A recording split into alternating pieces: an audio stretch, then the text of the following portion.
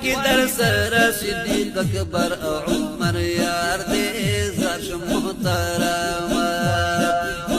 زمینہ قرار دے زمینہ قرار دے فاترائنا گلستا خستا مدینہ خار دے زرش محترم داد عائشی ابی حجرات دیر گرانا داد عائشی ابی حجرات دیر گرانا تاسو پکی یی آرام فرما نبی سلطانا تاسو پکی یی آرام فرما نبی سلطانا کل حرم گلزار دے کل حرم گلزار دے ستا وجود